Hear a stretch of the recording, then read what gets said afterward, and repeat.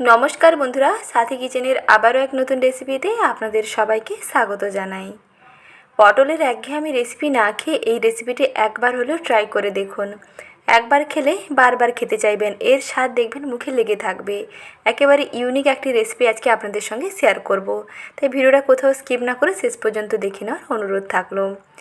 এই নতুন ধরনের পটলের রেসিপিটি তৈরি করতে প্রথমেই লাগবে পটল, আর পটলগুলো এইরকম টাটকা এবং একটু নরম পটল হলে এটা খেতে দারুণ লাগবে।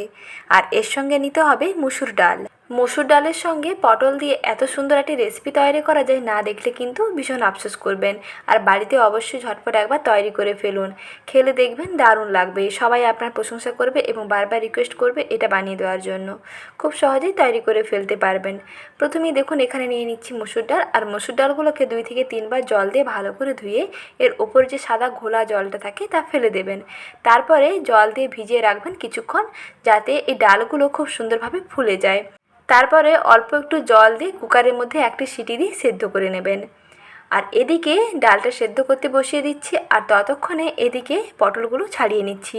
পটলের খোসাটা বেশি করে ছাড়ানোর দরকার নেই, মোটামুটি গায়ের এই খোসার উপরের যে আঁশটা আছে এটা তুলে দিলেই হবে। যেহেতু এখানে খুবই নরম পটল আছে, তাই খোসাটা বেশি পুরো করে ছাড়ানোর দরকার নেই। যদি পটলগুলো একটু শক্ত মনে হয় তাহলে এর খোসাটা একটু ডিপ করে ছাড়িয়ে নেবেন।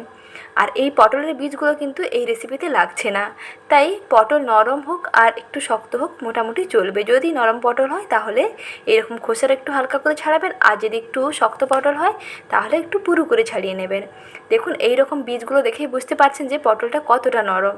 এই রকম নরম পটল নিয়ে নিয়েছি, আর এখন পটলের ভেতরে এই যে বীজ সমেত শাঁসটা আছে এটাকে একটু বের করে নেব।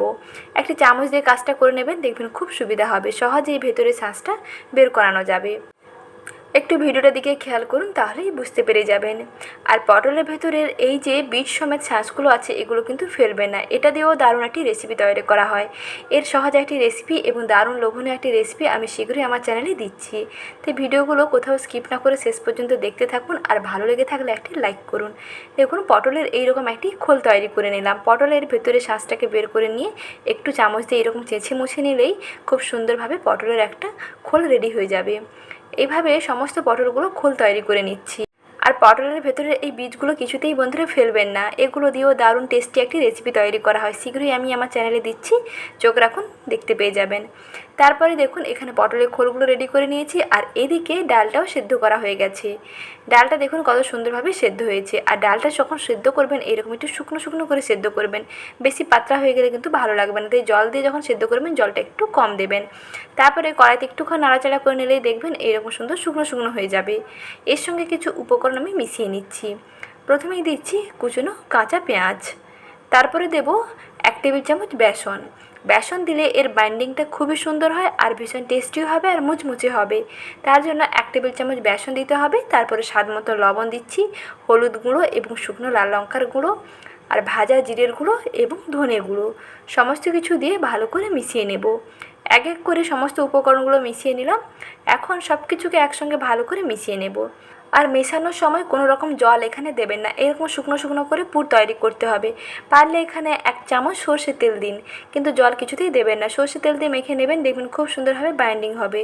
দেখুন পুর একেবারে রেডি হয়ে গেছে। এখন এই যে তৈরি করে নেওয়া মসুর ডালের পুরকে এই পটলের মধ্যে ভরে নেব। মোটামুটি 2 চামচ পুর দিলেই হবে। 2 চামচ পুর দিয়ে একটু ঠেসে ঠেসে করে এরকম পটলের মধ্যে ভরে নেবেন, যাতে এই পুরটা ভাজার সময় বাইরে বেরিয়ে না আসে। তার জন্য একটু এরকম চেপে চেপে ঠেসে ঠেসে দিয়ে দিতে হবে। চামচের পেছনটা দিয়ে এরকম হালকা করে এরকম বুলিয়ে নেবেন, তাহলে দেখবেন এই যে পুরটা খুব সুন্দরভাবে পটলের গায়ে আটকে যাবে, আর ভাজার সময় খুলে বেরিয়ে আসবে না। এইভাবেই তৈরি করে ফেলুন পটলের দুর্দান্ত স্বাদের একটি রেসিপি। আর এর আগেও বন্ধুরা পটলের একটি ইউনিক রেসিপি আমি আমার চ্যানেলে দিয়েছিলাম, সেটা খুবই সবার পছন্দ হয়েছে, তাই সবার রিকোয়েস্টে আরও একটি নতুন রেসিপি নিয়ে আবারও হাজির হলাম। পটল দিয়ে মসুর ডাল দিয়ে এই রেসিপিটি কেমন লাগলো সেটা অবশ্যই কমেন্ট সেকশানে জানাবেন। আর বাড়িতেও আপনারা একবার তৈরি করে দেখুন, খেতে দেখবেন দারুণ লাগবে, সবার ভীষণ পছন্দ হবে। যারা পটল খায় না তারাও দেখবেন খুব আনন্দ করেই খাবে, কারণ খেতে এতটাই দুর্দান্ত হয়। তাহলে আর দেরি না করে আপনারা বাড়িতে ঝটপট তৈরি করে ফেলুন এইরকম দারুণ ইউনিক একটি পটলের রেসিপি। এর আগেরও রেসিপিটি ট্রাই করে দেখুন, সেটাও খেতে দুর্দান্ত লাগবে। আর মুসুর ডাল দিয়ে বানাতে চাইলে মুসুর ডাল দিয়ে এটা বানিয়ে ফেলুন, খেতে দেখবেন দারুণ লাগবে। একেবারে ইউনিক একটি রেসিপি শেয়ার করলাম, কেমন লাগলো অবশ্যই বন্ধুরা কমেন্ট সেকশনে জানাবেন। আর ভালো লেগে থাকলে ভিডিওগুলোতে একটি লাইক করবেন। আপনাদের একটি লাইক আমাদেরকে অনেক মোটিভেট করে নতুন ভিডিও বানাতে, তাহলে দেরি না করে ঝটপট একটি লাইক করে দিন। এখন এগুলোকে সর্ষে তেলের মধ্যে ভেজে নেব।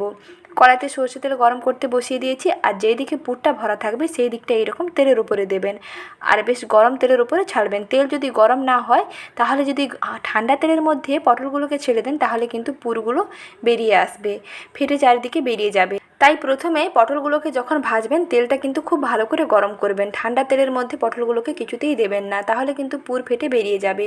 তেল প্রথমে ভালো করে গরম করে নেবেন, তারপরে পটলে যেই দিকটাতে পুর ভরা থাকবে সেই দিকটা প্রথমে তেলের দিকে দেবেন। তারপরে যখন দেখবেন উপরটা এরকম হালকা বেশ সুন্দরভাবে সেট হয়ে গেছে, তখন অপর সাইডটাকে উল্টে দেবেন। তারপর একটি ঢাকনা দিয়ে ঢেকে কিছুক্ষণ পর্যন্ত অপর সাইডটাকে ভেজে নেবেন। পটলের সেই সাইডটা যখন ভাজবেন, একটুক্ষণ সময় নিয়ে ভাজবেন। গ্যাসের আঁচটা একটু কমিয়ে দেবেন, একটু ঢাকনা দিয়ে ঢাকা চাপা দিয়ে ভেজে নেবেন, তাহলে দেখবেন পটলের সেই সাইডটাও খুব সুন্দর ভাজা হবে। এইভাবে কিছুক্ষণ সময় নিয়ে এরকম লালচে করে ভেজে দেখুন তুলে নিচ্ছি। এইভাবেই তৈরি করে ফেলুন পটলের দারুণ মুচমুচে ইউনিক একটি রেসিপি। পটলের একঘেয়েমি রেসিপি ছেড়ে এই রেসিপিটি বাড়িতে একবার হলেও বানিয়ে দেখুন, খেতে দেখবেন দারুণ লাগবে। ইউনিক এই রেসিপিটি কেমন লাগলো কমেন্ট সেকশনে জানাবেন। আর ভালো লেগে থাকলে লাইক, শেয়ার এবং চ্যানেলটিকে সাবস্ক্রাইব করে রাখবেন। এইরকম নতুন নতুন রেসিপিগুলো সময় মতন পেয়ে যাবেন। বেল আইকনটি প্রেস করে রাখবেন। আজ এই পর্যন্ত, আবারও ফিরে আসবো নতুন রেসিপি নিয়ে। পরবর্তী রেসিপি দেখার আমন্ত্রণ থাকলো। ভালো থাকবেন, সুস্থ থাকবেন। ধন্যবাদ।